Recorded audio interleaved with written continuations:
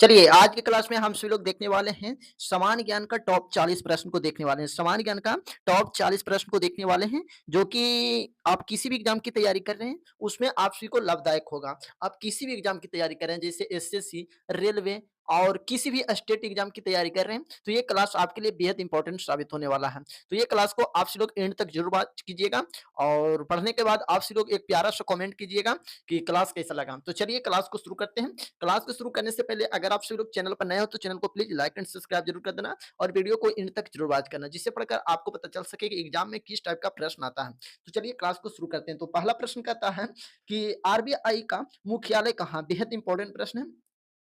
RBI का मुख्यालय कहाँ, तो याद रखिएगा हमेशा के लिए मुंबई में है। ऑप्शन सी करेक्ट आंसर हो जाएगा। आरबीआई का मुख्यालय कहाँ, मुंबई में है। ऑप्शन सी करेक्ट आंसर हो जाएगा। याद रखिएगा हमेशा के लिए। चलिए अगले प्रश्न को बढ़ते हैं। अगला प्रश्न कहता है भारत में किसे बैंकों का बैंक कहा जाता है। भारत में किसे बैंकों का बैंक कहा जाता है, सब लोग बताने का प्रयास कीजिएगा।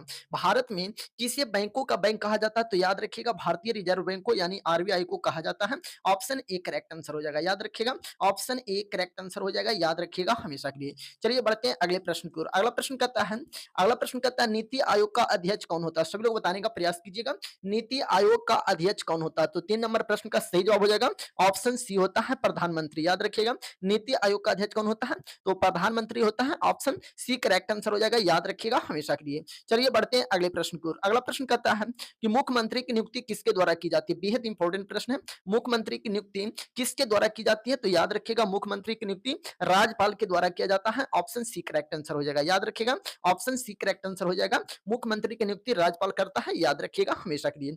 चलिए बढ़ते हैं अगले प्रश्न की ओर। अगला प्रश्न कहता है लोकसभा का नेतृत्व कौन करता है। सभी लोग बताने का प्रयास कीजिएगा। लोकसभा का नेतृत्व कौन करता है, सभी लोग बताने का प्रयास कीजिएगा। लोकसभा का नेतृत्व कौन करता है, तो याद रखिएगा लोकसभा अध्यक्ष करता है। ऑप्शन ए करेक्ट आंसर हो जाएगा। याद रखिएगा लोकसभा का नेतृत्व कौन करता है, तो लोकसभा अध्यक्ष करता है। ऑप्शन ए करेक्ट आंसर हो जाएगा। याद रखिएगा ऑप्शन ए करेक्ट आंसर हो जाएगा। याद रखिएगा हमेशा के लिए। चलिए बढ़ते हैं अगले प्रश्न की ओर। अगला प्रश्न कहता है कि संविधान सभा के अस्थायी अध्यक्ष कौन थे। सभी लोग बताने का प्रयास कीजिएगा। संविधान सभा के अस्थायी अध्यक्ष कौन थे, तो याद रखिएगा डॉक्टर राजेंद्र प्रसाद हो जाएगा। संविधान सभा के अस्थायी अध्यक्ष कौन थे, तो डॉक्टर राजेंद्र प्रसाद हो जाएगा। और अस्थायी पूछेगा तो सच्चिदानंद सिन्हा हो जाएगा।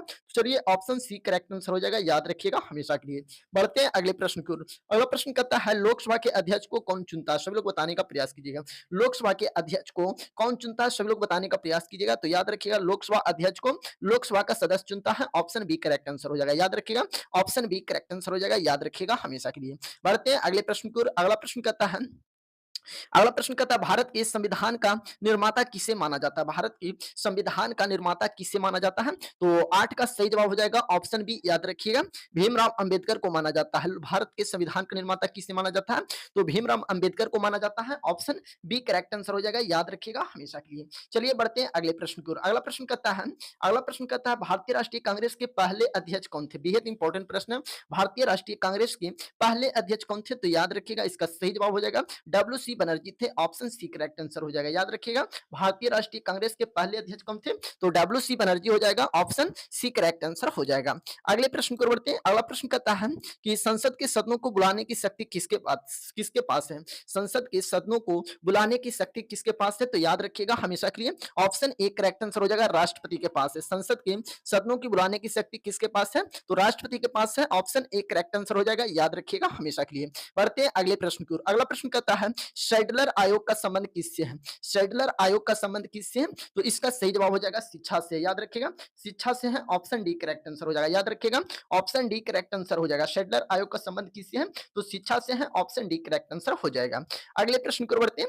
अगला प्रश्न है गीता रहस्य नामक ग्रंथ के लेखक कौन है। बेहद इंपॉर्टेंट प्रश्न है। गीता रहस्य नामक ग्रंथ के लेखक कौन है, इसका जवाब सभी लोग बताने का प्रयास कीजिएगा। तो गीता रहस्य नामक ग्रंथ के लेखक कौन है, तो याद रखिएगा बाल गंगाधर तिलक है। याद रखिएगा ऑप्शन बी करेक्ट आंसर हो जाएगा। बाल गंगाधर तिलक है। ऑप्शन बी करेक्ट आंसर हो जाएगा। याद रखिएगा हमेशा के लिए। चलिए बढ़ते हैं अगले प्रश्न की ओर। अगला प्रश्न कहता है कि भारत भारत के राष्ट्रीय ध्वज का डिजाइन किसने तैयार किया था। बेहद इंपॉर्टेंट प्रश्न है। भारत के राष्ट्रीय ध्वज की डिजाइन किसने तैयार किया था, तो याद रखिएगा पिंगली बकैया ने किया था। ऑप्शन डी करेक्ट आंसर हो जाएगा। याद रखिएगा पिंगली बकैया ने किया था। ऑप्शन डी करेक्ट आंसर हो जाएगा।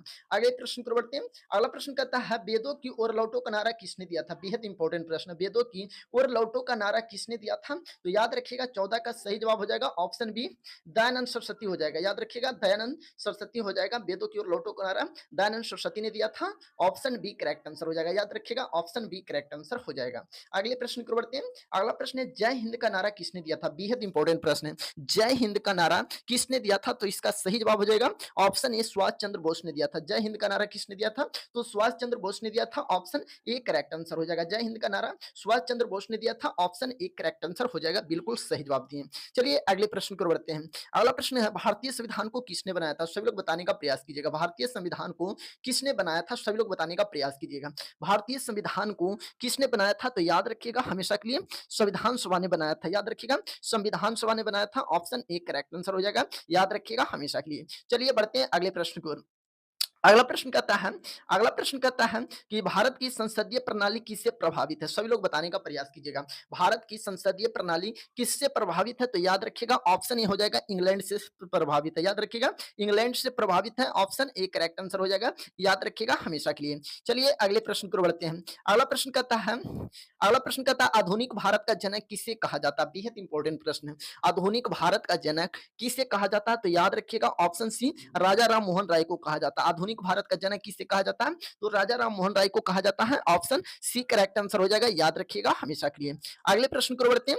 अगला प्रश्न है कि पुस्तक गुलामगिरी के लेखक कौन है? सब लोग बताने का प्रयास कीजिएगा। पुस्तक गुलामगिरी के लेखक कौन है? तो याद रखिएगा ऑप्शन बी हो जाएगा ज्योतिबा फुले, याद रखिएगा ज्योतिबा फुले। पुस्तक गुलामगिरी के लेखक कौन है? तो ज्योतिबा फुले हो जाएगा, ऑप्शन बी करेक्ट आंसर हो जाएगा, याद रखिएगा हमेशा के लिए। चलिए बढ़ते हैं अगले प्रश्न की ओर। अगला प्रश्न कहता है कि भारतीय हीरा संसाधन कहाँ स्थापित है? भारतीय हीरा संसाधन कहाँ स्थापित है? तो याद रखिएगा इसका सही जवाब हो जाएगा सूरत में स्थापित है, याद रखिएगा सूरत में स्थापित है, ऑप्शन बी करेक्ट आंसर हो जाएगा, सूरत में स्थापित है, ऑप्शन बी करेक्ट आंसर हो जाएगा। अगले प्रश्न की ओर बढ़ते हैं।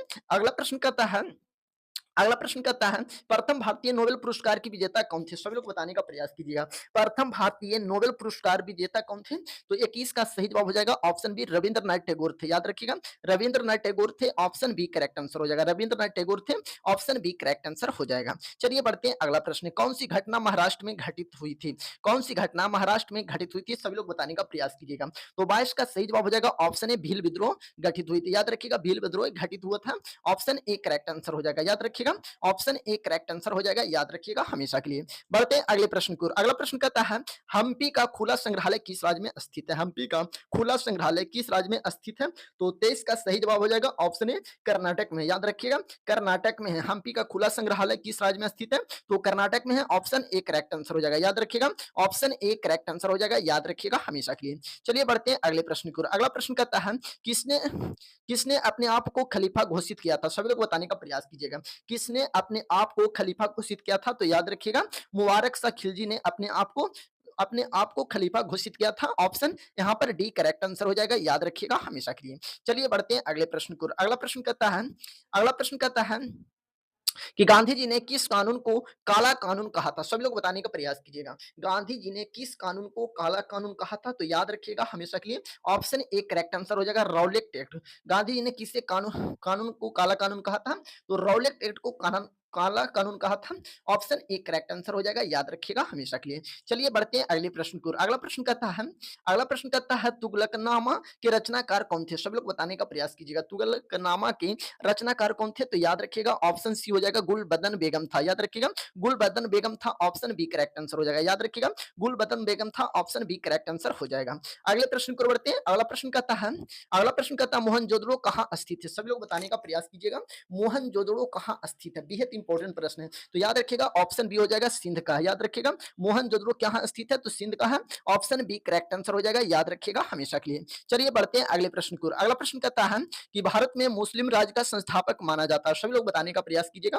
भारत में मुस्लिम राज का संस्थापक माना जाता है, तो 28 का सही जवाब हो जाएगा ऑप्शन ए मोहम्मद गौरी को माना जाता है, याद रखिएगा मोहम्मद गौरी को माना जाता है, ऑप्शन ए करेक्ट आंसर हो जाएगा, मोहम्मद गौरी को माना जाता है मुस्लिम राज का संस्थापक। चलिए बढ़ते हैं अगले प्रश्न की ओर। अगला प्रश्न कहता है है, अगला प्रश्न कहता है गायत्री मंत्र की रचना किसने किया था? सभी लोग बताने का प्रयास कीजिए। गायत्री मंत्र की रचना किसने की थी? तो याद रखिएगा इसका सही जवाब हो जाएगा ऑप्शन बी विश्वामित्र ने किया था। ऑप्शन बी करेक्ट आंसर हो जाएगा। याद रखिएगा ऑप्शन बी करेक्ट आंसर हो जाएगा। चलिए बढ़ते हैं अगले प्रश्न की ओर। अगला प्रश्न कहता है कि खजुराहो स्थित मंदिरों का निर्माण किसने करवाया था? बेहद इंपॉर्टेंट प्रश्न है। खजुराहो स्थित मंदिरों का निर्माण किसने करवाया था? तो याद रखिएगा चंदेल राजपूत ने करवाया था। याद रखिएगा चंदेल राजपूत ने करवाया था। ऑप्शन डी करेक्ट आंसर हो जाएगा।